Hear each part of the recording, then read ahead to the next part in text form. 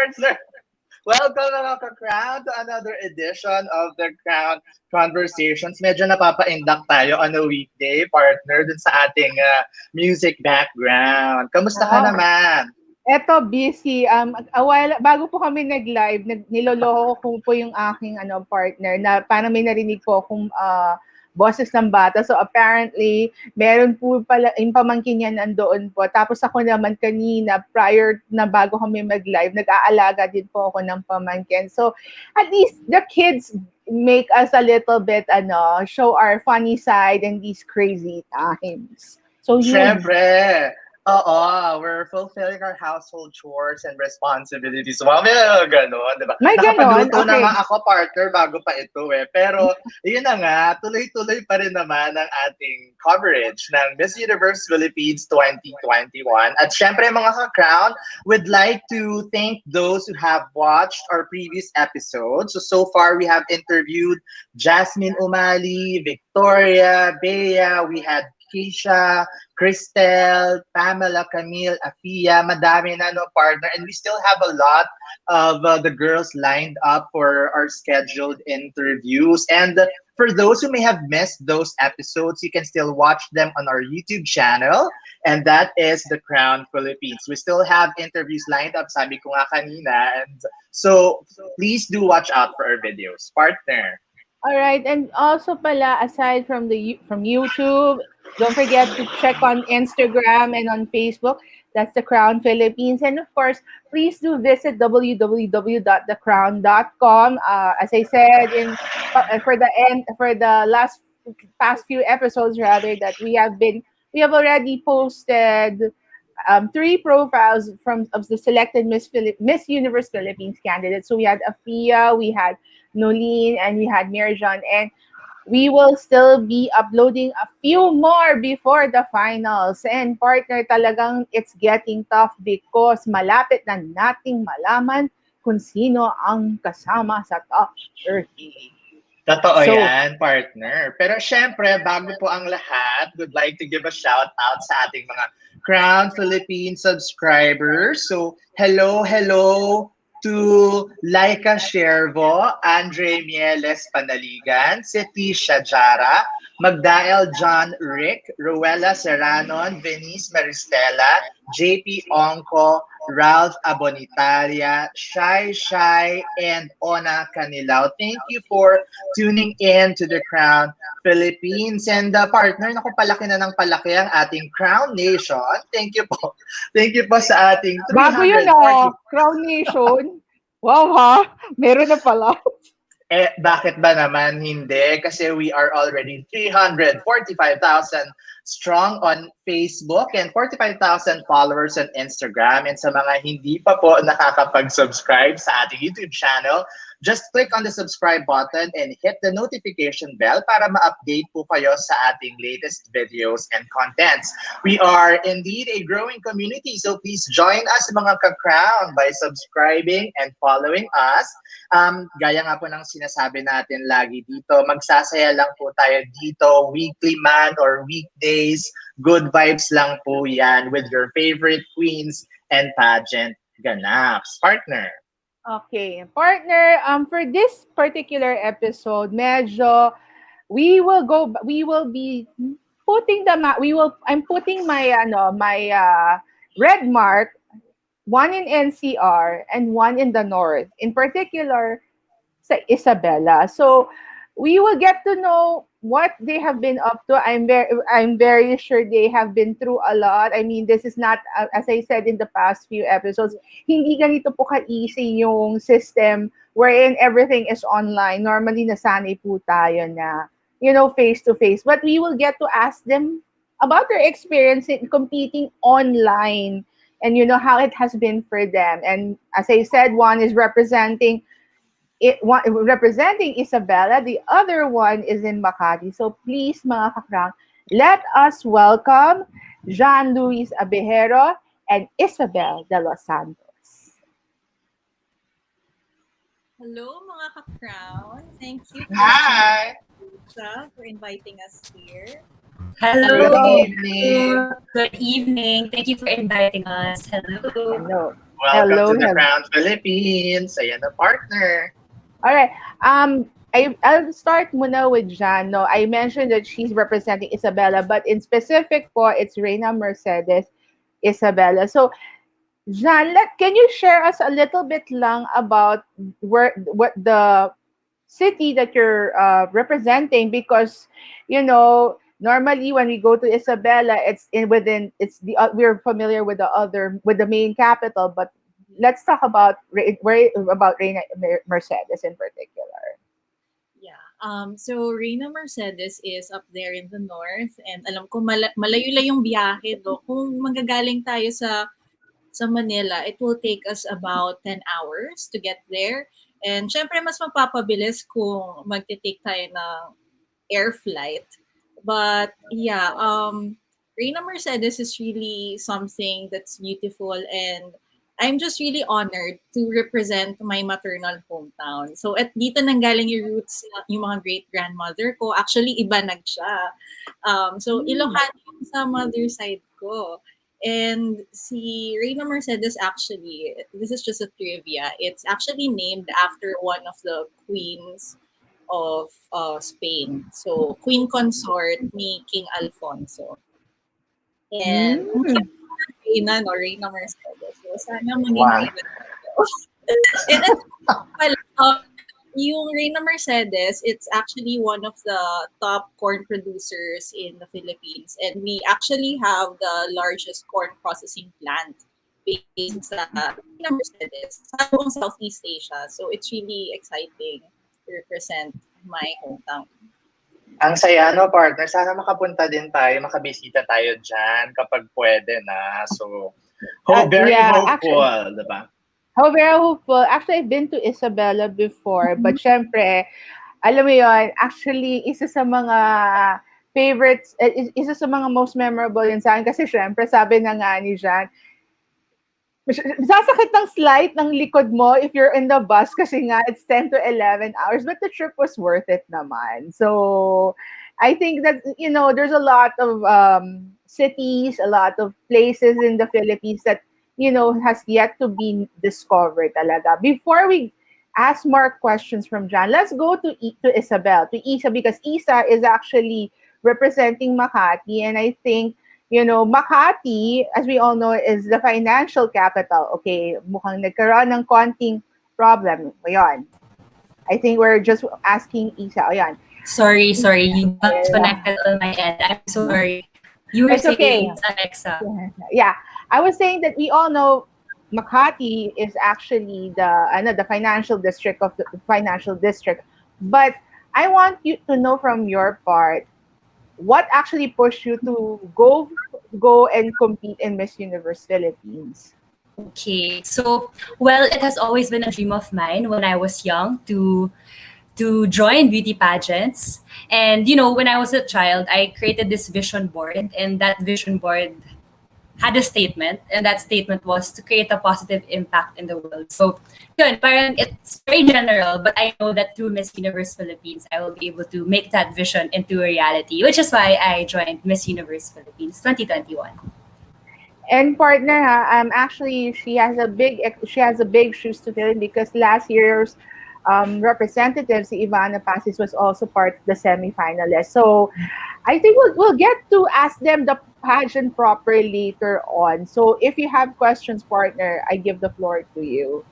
Oo, susundot lang ako ng mabilis, partner. Kasi syempre, no, I'm sure you're into a different background. I mean, in terms of industries. And then now you're joining a beauty pageant. Is it difficult or is it challenging from your end to cross over from your current industry that you're focusing on to beauty pageants? I want to start with Jan.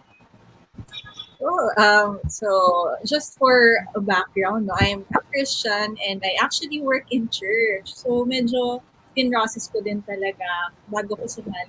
Then I prayed about it. And I'm really grateful that the people around me are very supportive about me pursuing this dream. And just like Isabel, it's been my childhood dream. Naalala ko nung preschool ako, si Miss Miriam Kiambao, yung kapanahunan niya, 1999. She won first runner up in the Miss Universe, and seeing her as a little girl actually inspired me.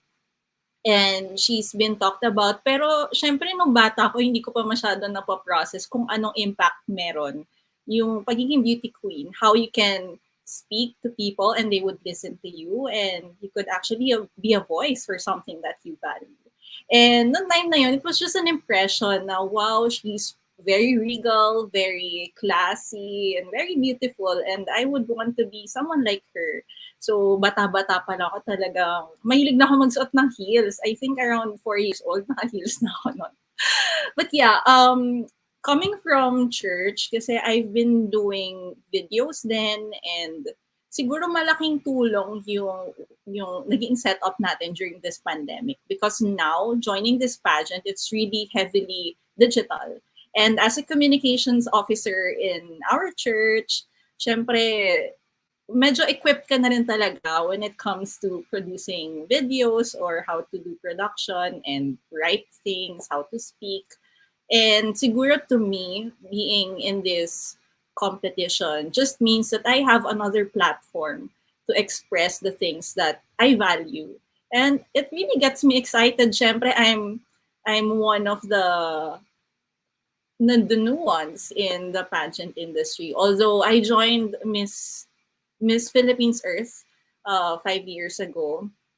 This is my second pageant, so it's kind of new but not new, and I'm just taking every moment, day by day, learning new things and doing my best talaga. And so far, I think, and I'm just really grateful that my experiences in the past has prepared me for this pageant, which is Miss Universe Philippines.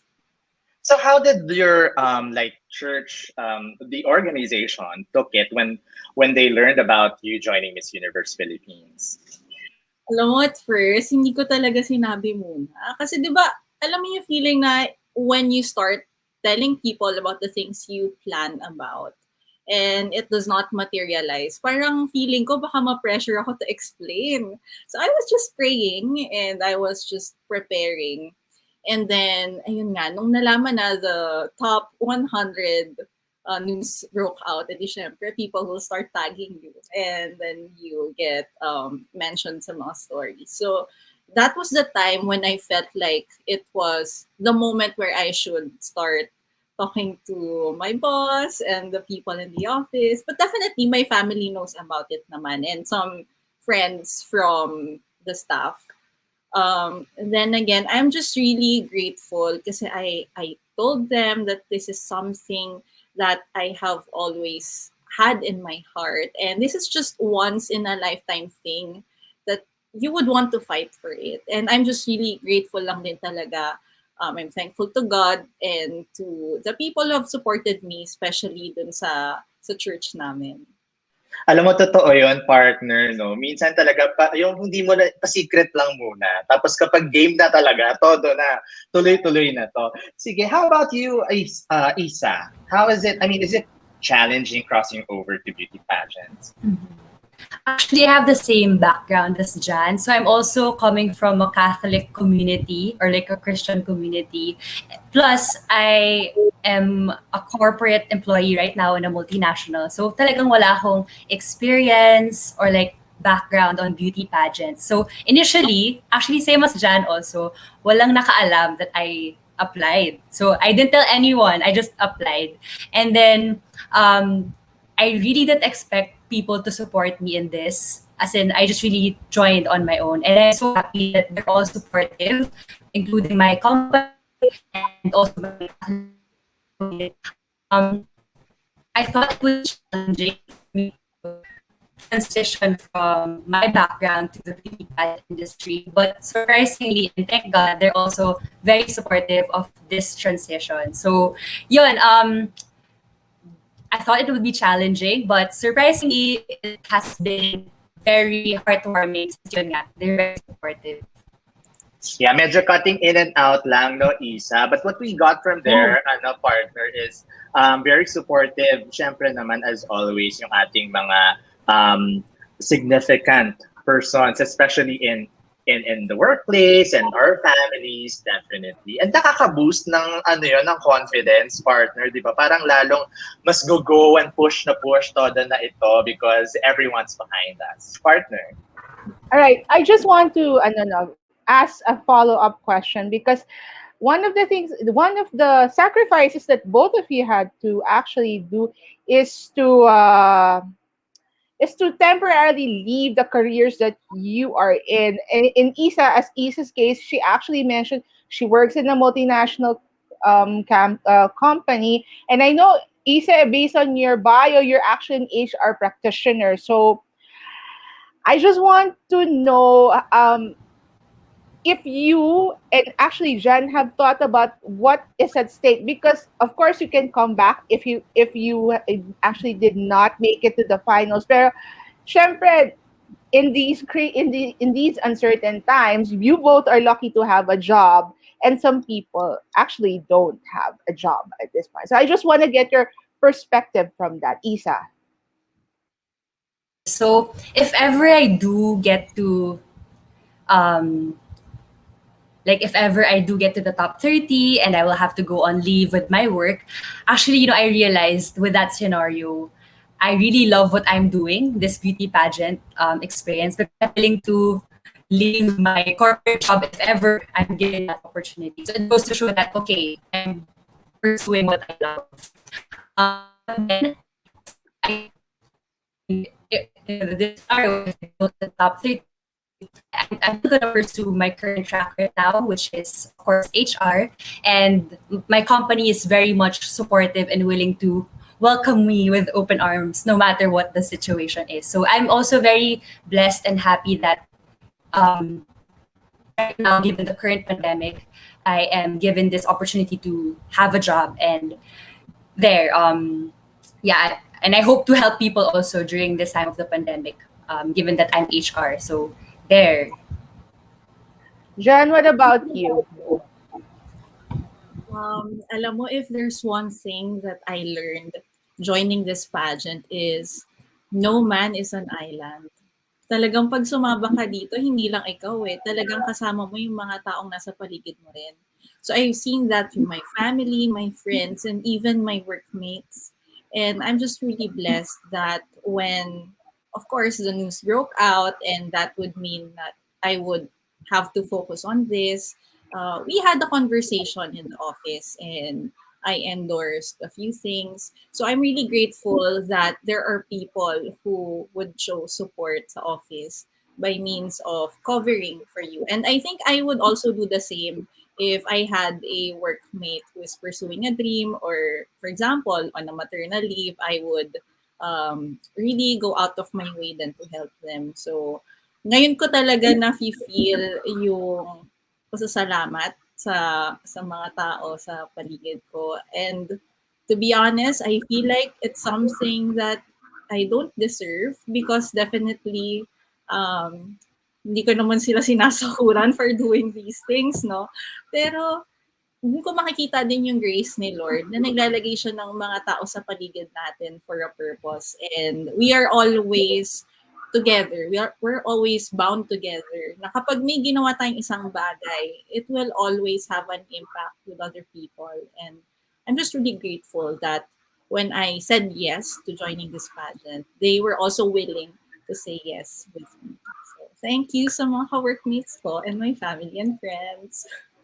Oh, 'di ba, partner? Truly, nasabi mo na that it's very important to have a good support system and a very supportive group for that matter. Kasi imagine, but girls, the fact that you are in the top 50, I think, speaks for itself. I mean, getting caught at this stage is actually quite for me personally, as a reporter, it's very nervousing because I met some of the girls already online, and syempre you all are showing some personality, so it's, we will really find out the best among the rest very very soon. But before that, another thing I want to ask both of you, in your case, kasi Jan, you did compete before in Miss Philippines, or this was pre-pandemic, Yes. but now everything is online, and we actually want to know your experiences in doing the online. Kasi syempre, it's like a reality competition. Every day you have to churn videos. You have to like ask us why we should be what you should vote for me because this we need to get to the top 75. So top 75, top 50. In your case, how would you compare this experience to the time that you competed pre-pandemic?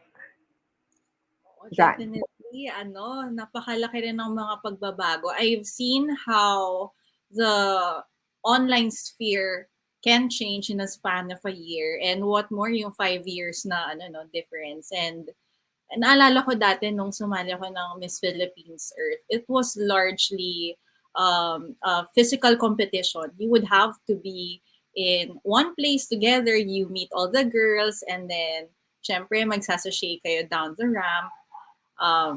So in terms of physical involvement, it was really high. I remember there were times na matutulog ka ng 2 a.m. kasi galing ka ng event, then you would have to wake up 5 a.m. para mag-makeup kasi meron kayong 7 a.m. na call time.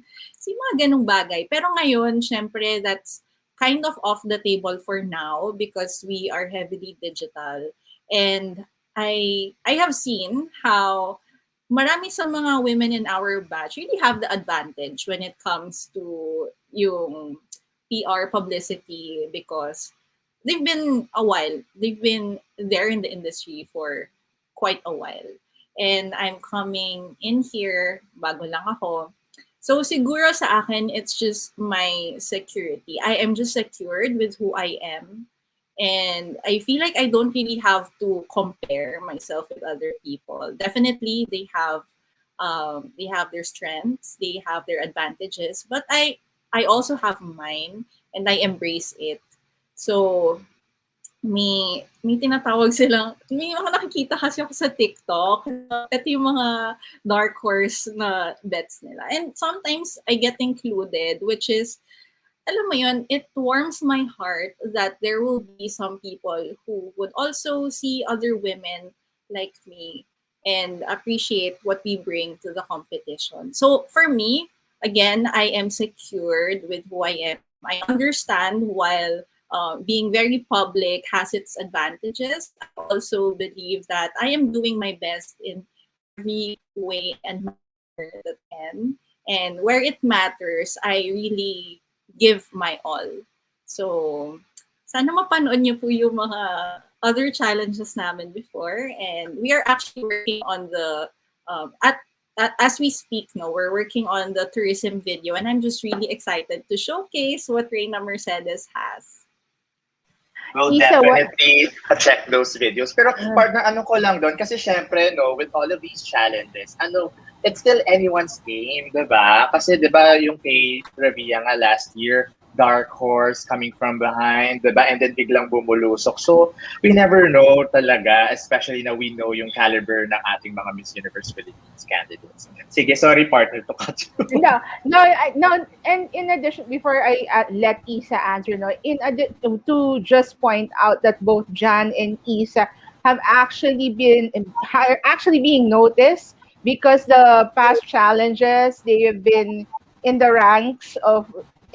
So I think hindi lang po yung mga kilala talaga yung nakikita po yung mga yung mga sa simula parang so-called nga as dark horses. So Isa, going back to you, what is it like competing in an online sphere contra obviously in the pre-pandemic it was physical wherein hindi nyo rin iniisip actually yung production at all. But this time, kayo lahat ang gumagawa.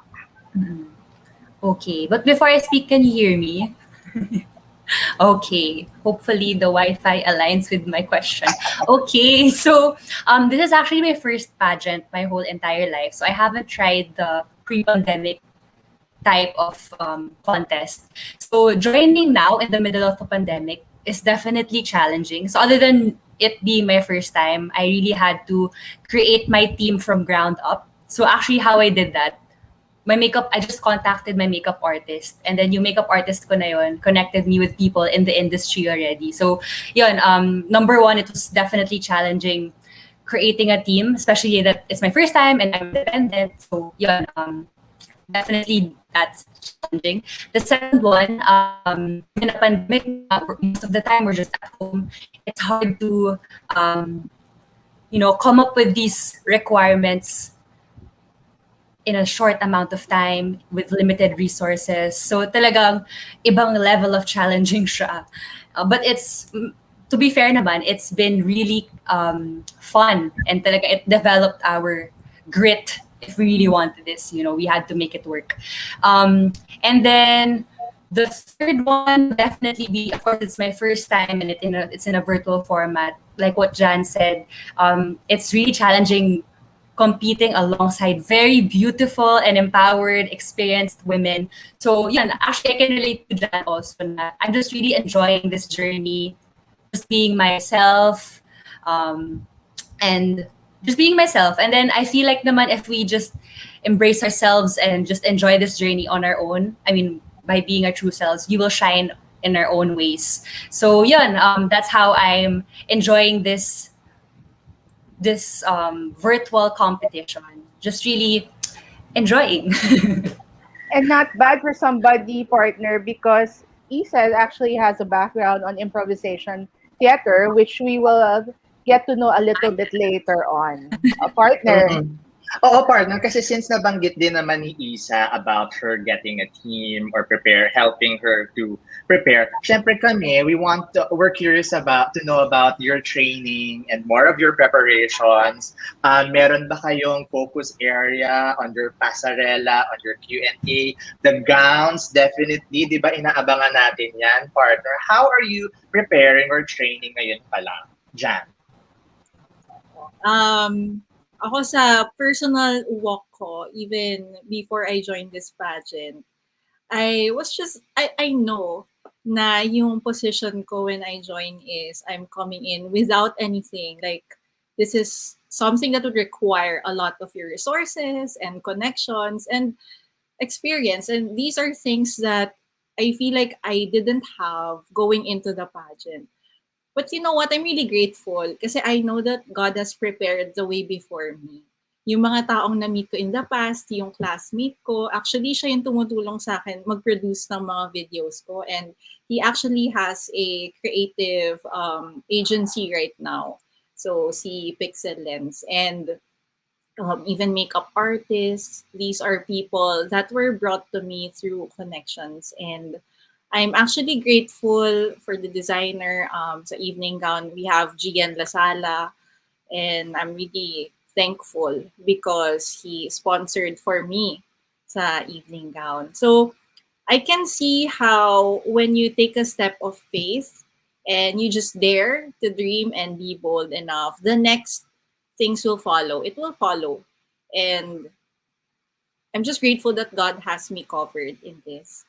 Now, for the training, that's one aspect also that is of challenge talaga because back then, yung mga camps would actually happen and you would go there to do the pasarela, the studio, and the question and answer. And with the unique situation that we have, it also meant that we have to adapt. So while I am part of a camp, may mga things that I would also have to put an extra effort on. So even with the pasarela, I would practice by myself. My sister would help me on that, and then I also have one friend who would teach me how to walk.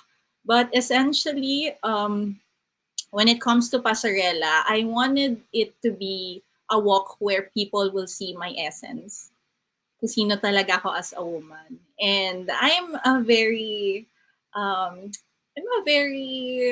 light-hearted person. I want people to see that. And minsan nga nakikita ko doon sa runway challenge. Sinasabi nila na I should try to be more fierce and I should try other facial expressions. Point taken. I will try to work on that, but I still see myself as someone who likes to smile, to spread, a happy vibe and aura. And that's who I am. I want people to see that.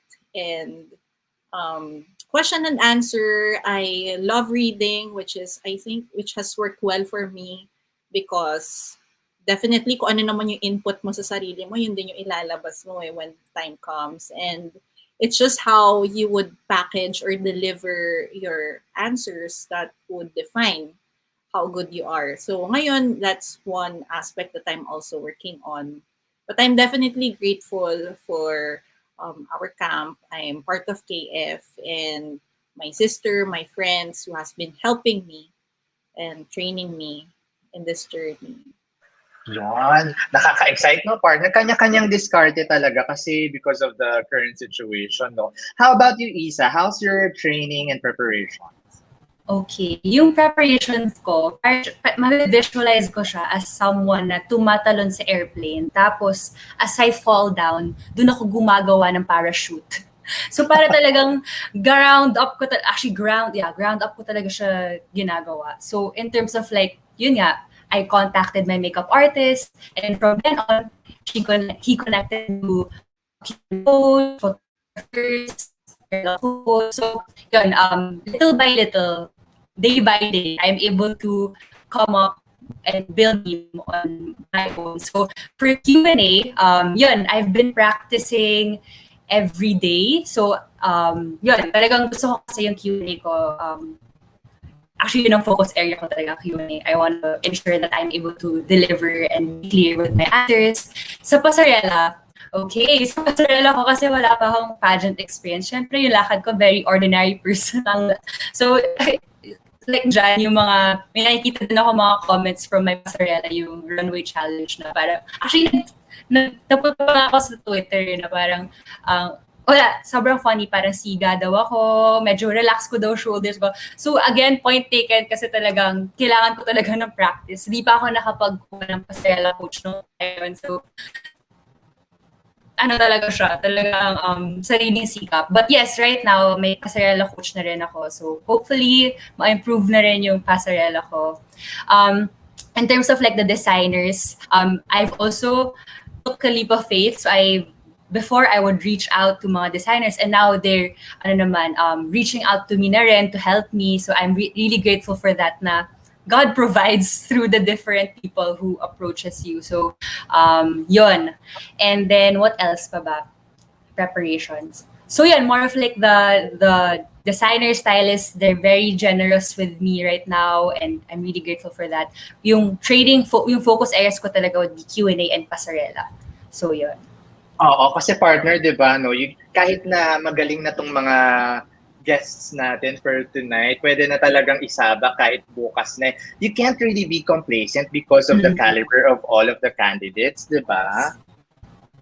Yes. Totoo yun because, after all sila na nagsabi, they are not just competing with some of the best in the Philippines, but they're also, there's also camaraderie. And nasabi na nga ni Jan and ni Isa that they're very grateful that designers and stylists have actually been there to help them, I have to commend, because Jan would know this na, the glam teams behind you are very, very gracious in helping you. Kasi after all, sino ba naman ang hindi magtutulungan? This is their Olympics. This is their way of sharing the love and the fun naman. Now, before we actually go to the photo raid segment, I just have one last question. No? Na-mention na natin that na-mention natin in a previous episode that sometimes it takes a lot of challenge on your part, yung mga self-confidence, self-esteem issues are actually something that you also doubt on yourself if you're gonna do it or not. So in both of your cases, how did you manage to say yes, knowing the fact that there might be some self-doubts in you before joining this competition? Let's start with you, Isa. Okay, in terms of like self-doubt, yes. So I've with self-doubt early. even before joining this show. And it helped me, sorry, alam ko nag-reconnect ako. Narinig niyo pa ba ako? Clear naman. Okay, sorry. Okay, so what has really helped me cope with my self-doubt or insecurity would definitely be my company. So yung company ko kasi, we manufacture a certain brand. Should I say the brand? Can I say the brand? Or That's sige fine. muna. Okay, so I work in Unilever kasi, and one of the brands that we manufacture is Dove. And what Dove advocates is self-esteem, natural beauty, embracing your true self, being comfortable in your own skin. Because beauty in diversity, there's no beauty standard. We're all beautiful in our own skin. So that purpose or that mindset has really ingrained me, and it has empowered me to take a leap of faith also and to be more confident in my own skin. So ayun, even if I know I have a lot of things to improve on, or like I know I have a lot of flaws, I'm just clinging on to that mindset that we are all beautiful. Our imperfections and flaws make us who we are, and it inspires people who have the same situations as us. So yun, it has helped me cope with self-doubt. Before Jan answers, I just want to ask, no, isisingit ko na, Isa, because you did improvisation theater, which you Mhm. shared in your bio, how has it helped you boost your confidence? I mean, sinasabi ko, well, when you're in theater, obviously, bawal ang hiya, kailangan all out Yes. na. So, how has it helped you? Okay. Probably kasi at times, yeah, unscripted and spontaneous. So, kung nabigyan na ako ng word ngayon, pwede akong gumawa ng eksena. Ganun. So, parang it has motivated me to be confident. You are enough. So, isa yun sa tenets ng improv. Like, you are enough. You are a gift. So, you don't need to change who you are because you're enough. So, yun, that's why that also helped me jump into this uncertainty of beauty pageants. And I have to say though, theater changes a person's life. Yes. Ako na Yes. magsasabi. All right, Jan, before you, what about you? Um, so, how did I deal about my self-doubts? Alam mo, as a person, I am actually someone who used to doubt myself a lot. And even to this day naman, may mga moments talaga na tatanungin mo, tama ba itong ginagawa ko? Did I do well enough? So, I think it's really one of the first things that a person would have to deal, especially kung sasali ka ng isang pageant. No? You will be competing with other women, but you have to remind yourself that the only competitor you really have is yourself. And when you do that, when you start speaking to your doubts, that no, I am more than my weaknesses. I am more than the flaws that I see.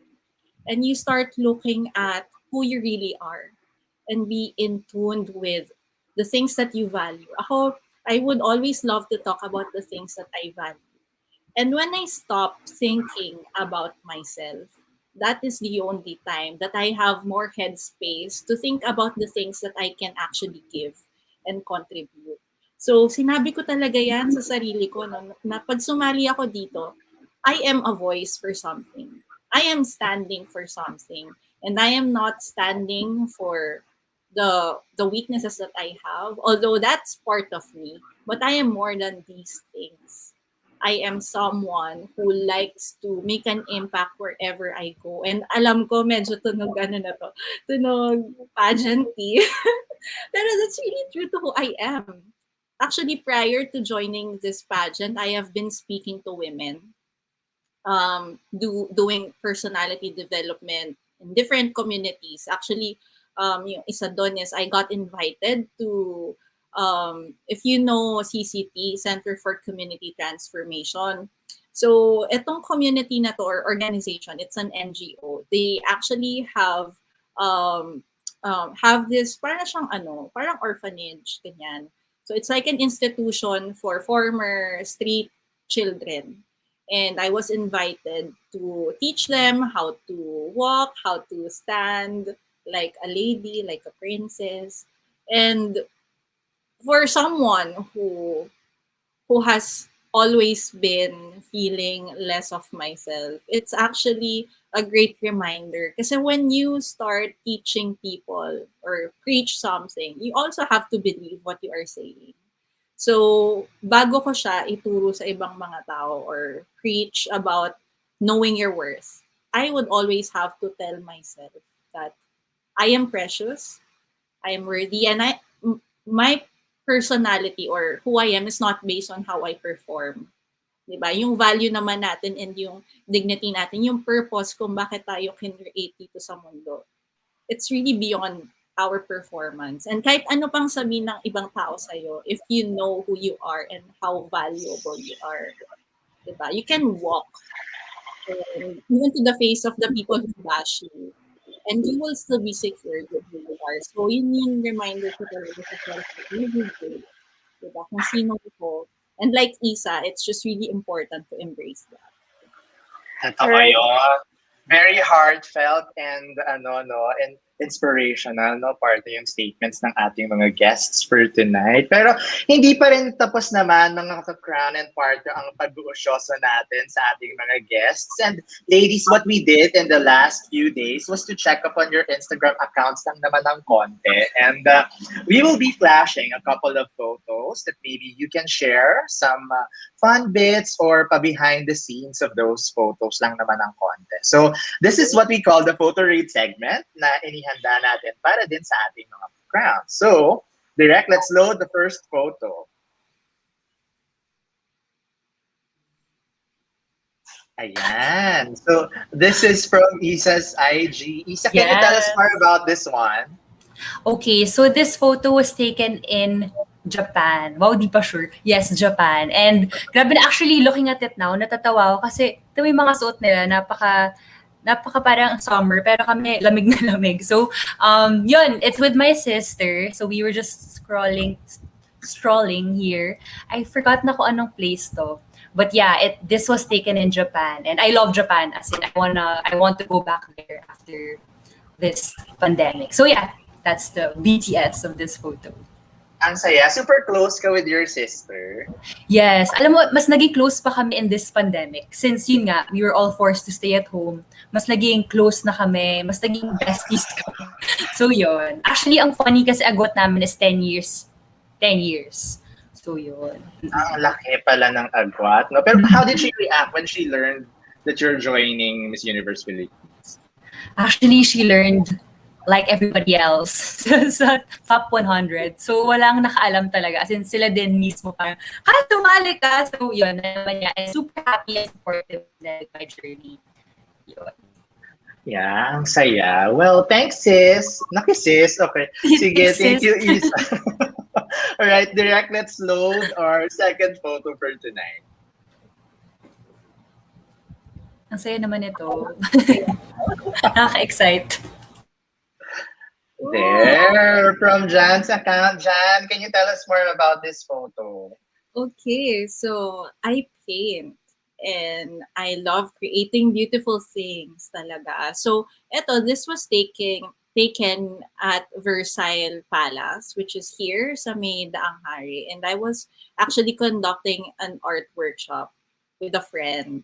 Yan. So, yung friend ko, hindi siya masyado nagpe-paint. So, it was like her first time to paint with acrylic. And then I was just teaching her how to do it. So, alongside her, syempre, nagpe-paint siya. Nagpaint na rin ako sa sarili ko. So, this is actually, in my hand, it's a canvas with a painting. It's a lavender field. So, I'm sure mabango yan pag naglakad ka dyan. Pero yeah, it's really a fond memory for me. I was painting with my friend, my sister, and myself.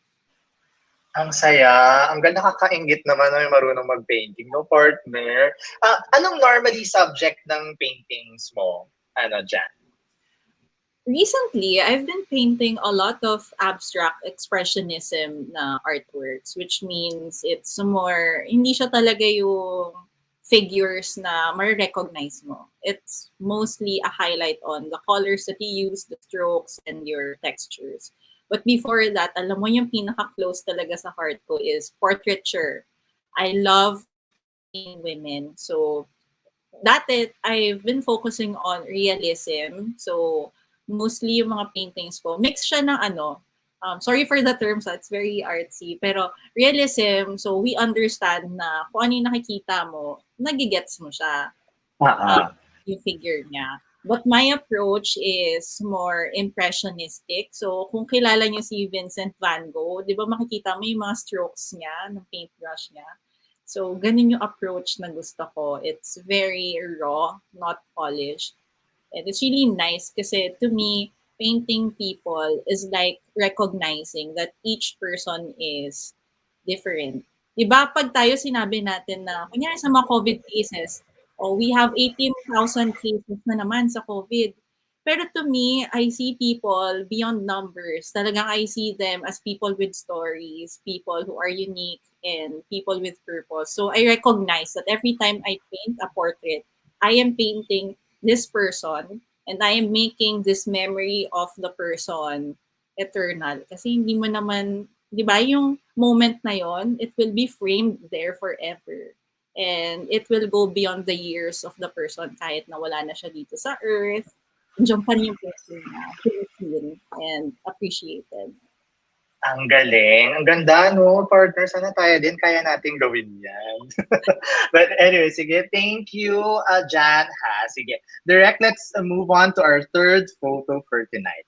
Now, ladies, for the next set of photos naman, since ang theme ng Miss Universe Philippines is Inspire You, we thought of asking you girls about the captions and the emotions or the thoughts you probably had when you posted these photos. Unahin natin itong si Isa. Ang ganda kasi. Basahin ko yung caption, ha. Sabi, itsura ko nung walang sumagot sa, "What's up, madlang people?" Isa, what were you thinking when you posted this one? Okay. Actually, nakakatawa. Sobrang throwback. Okay, so, kahit muna sa photo, I hosted a company event. So, pero talaga sinabi what's up madlang people. And syempre, dapat professional. Pero, I guess talagang dolos lang talaga ang tao. At I like to make my captions very true to me. So, itsura ko nang walang sumagot sa what's up lang people. Actually, hindi ko talaga yung caption photo. But yes, I love hosting. I love hosting talaga. And I also like to watch Showtime. Kaya talagang kitang-kita ang concepts na yan sa photo na to. So, ayun. Oo, ang galing.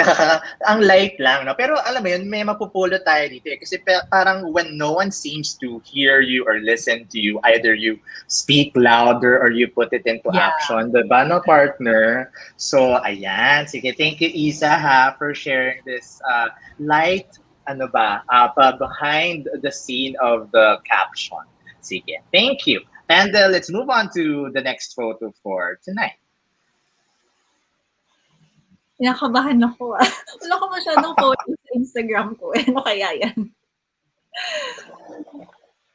Ayan. Sige, basahin ko lang na mabilis yung caption dyan, no? Nakalagay dyan, beauty is in the way you hold yourself. It's how you touch other people's lives and walk with them. It's how you make a difference. Beauty is in you. Ang ganda. Can you tell us more about the post, Jan? Ayan. So, this post is actually something na kinabahan ako bago ko i-post kasi syempre coming from a church community, tas medyo ang taas ng slit ko yata dito, no? Pero ayun, yung caption, it's something that has been in my heart. I also love writing kasi. So I wrote the caption myself. And I believe that beauty is how you make other people feel.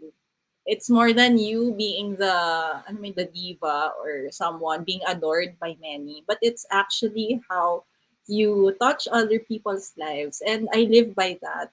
Sobrang natutuwa ko every time na makita ko yung kahit na yung bata sa streets. Actually, close talaga sa heart ko yung mga bata. And di ba madalas kapag bata, ay, huwag na natin masyadong pansinin or huwag ka masyadong magulo. Pero ako, I really take the time to listen to them and talk to them. So, nakikita ko talaga na yung mga batang yun na-appreciate din nila and they are thankful for the time. And I'm sure it's also the same with adults, kahit na madalas rushed tayo, wala tayong time to say hi or upuan yung isang tao, no? Pero it's really how you bring light in the room when you enter. And ano mo yun, pagka alis mo doon, nabago yung atmosphere. I think that's beautiful. So, dito naman sa photo shoot, punta naman tayo sa photo. We had, yung suot ko, it's by Liz Enriquez, which is also a good friend. Sobrang love ko yung mga designs niya. And this studio, I just had this photo taken with my cousin, James Lopez. Napakahusay niya. And my makeup artist was Catherine Dayan. So, thankful for my team. Yan, congratulations sa team mo who helped you with this very beautiful photo shoot and dun sa pa-caption mo. So, thank you girls ha. I'm sure you have inspired our viewers through your posts. And di ba nga partner, sabi natin, every once in a while, it's good to see different perspectives in life because it challenges us to be more open to the people around us and more open to the universe. Partner, back to you. All right, we have gotten to know na nga Jan and Isa very well with the photo rate and with the questions that we've asked. But now we will go to the proper Q&A segment. But before that, may konti tayong warm up. And this is the Witty Wit segment. Now, for those who don't know, the Witty Wit segment is patterned after the Miss Q&A portion ng It's Showtime. So, maswerte po si Isa at dahil nanonood siya ng show na to, medyo alam na niya how it goes. And I'm sure, Jan, alam mo na rin how this goes. So, direct, let's flash the first question, which I will address to Isa. Okay, Isa, bakit Yes. tinatawag ka pa rin ng teacher kahit hindi ka nagtataas ng kamay? Tinatawag ako ng teacher kahit hindi ako nagtataas ng kamay kasi alam ng teacher na magaling ako. Kaya ako tinatawag kahit hindi ako nagtataas ng kamay. And I thank you. Totoo yan, partner. Kasi baka taas ka nga ng taas ng kamay, hindi mo naman alam yung sagot or mali naman. E di doon ka na sa reliable source. Diba? Yes. May point naman kayo dyan. Oo nga naman. Napansin, at ikaw, di ba, partner, lahat naman tayong mga bata, kahit hindi nga tayo nagre-raise ng hand, tatawagin ka nga naman palagi ng teacher. Ngayon, napaisip na ako talaga. Okay, ang susunod pong question ay para kay Jan. Direct, pasok. Jan, bakit mas okay magbiro sa lasing kaysa sa bagong gising? Mas okay magbiro sa lasing kaysa sa bagong gising. Kasi pag wala ka pa sa wisyo, baka kung anong gawin sa'yo nung ginising mo, di ba? Oo, makaloka yun. Baka nananaginip pa, partner. Diba? Oo naman, no. Ako nga, pag bagong gising, hindi talaga ako iinisin ng mga kapatid ko. Baka mamaya kung ano pang magawa ko sa kanila. So, alright, thank you girls. Warm up pa lang yan. So, eto na ngayon, ang totoong tanong. Let's go for, meron po kaming easy, difficult, at meron po kaming Miss Universe question. Direct, sino po ang una, please?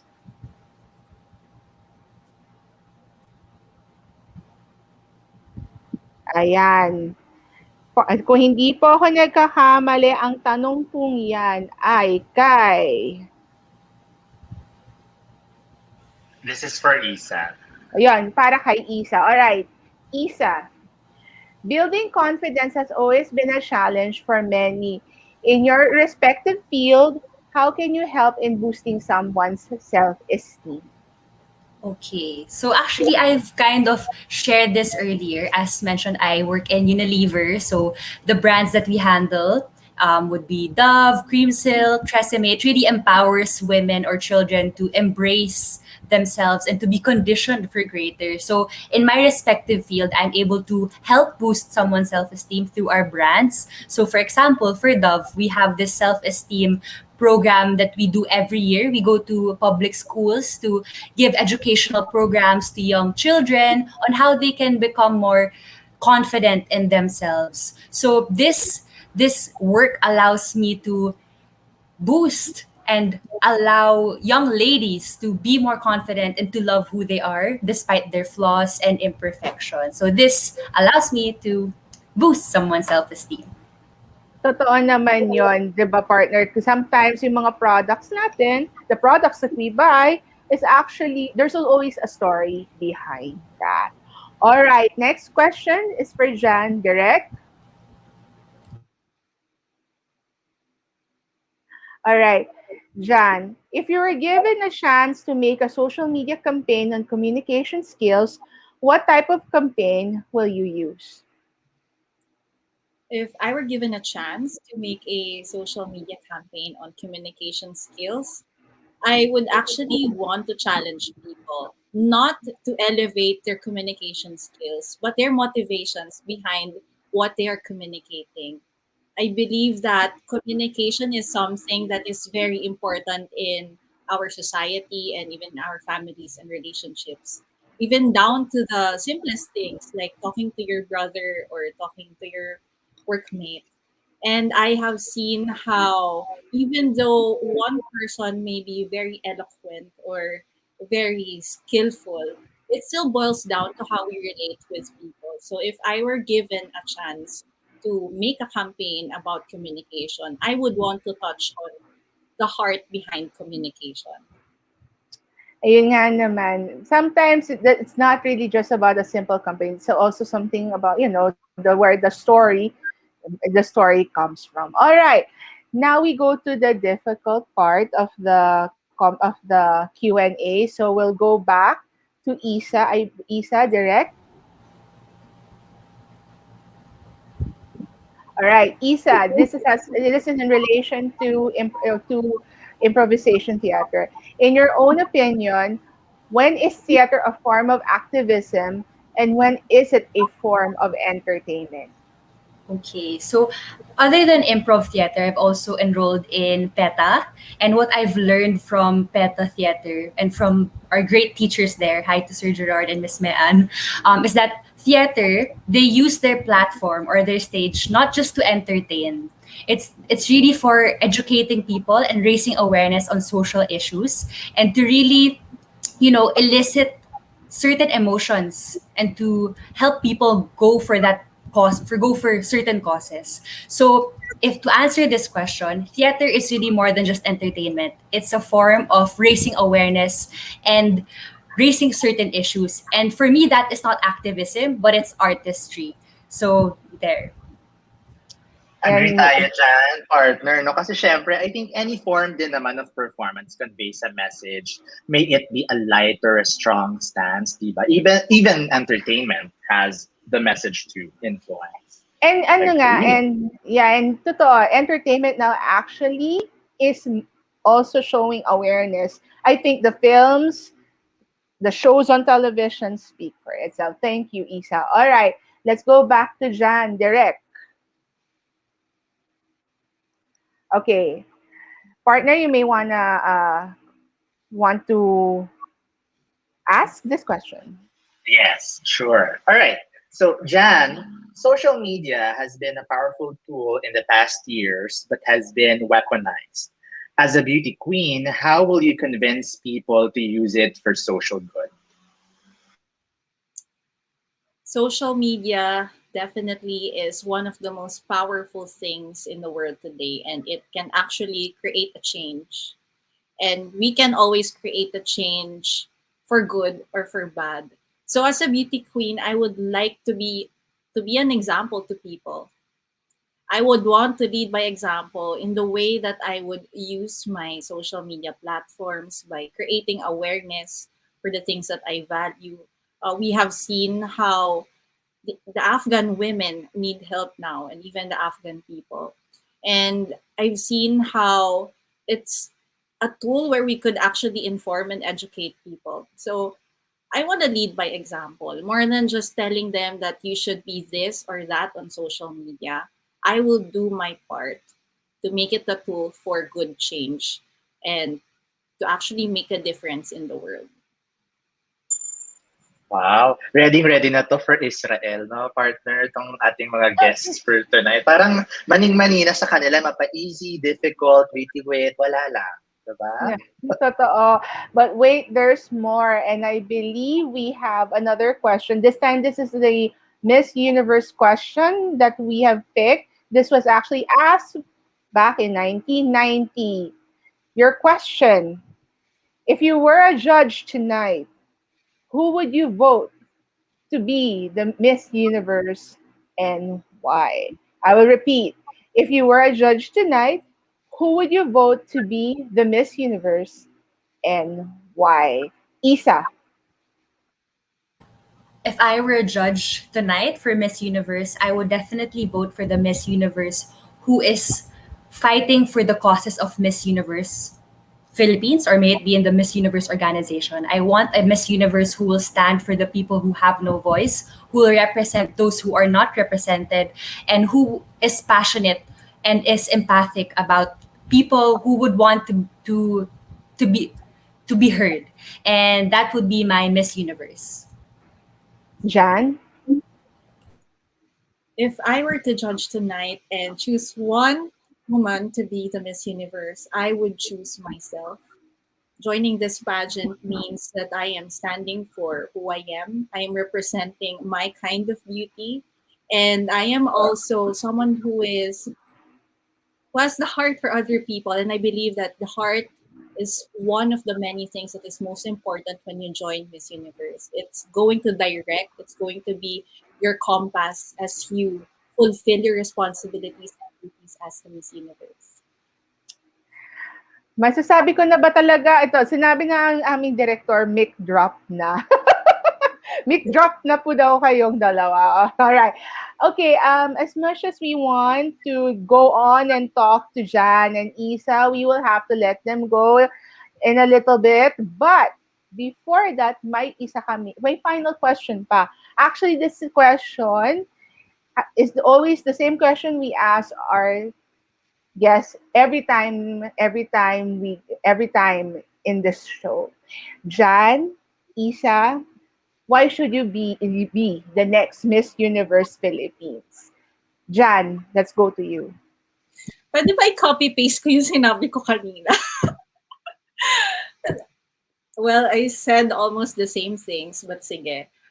Why should I be the next Miss Universe Philippines? I have always been a Miss Universe by heart ever since I was a little girl. I have seen myself that way. I walk and treat people as a queen, and I am just really excited to be on this platform, to be able to represent the things that I value and the causes that are close to my heart. Isa,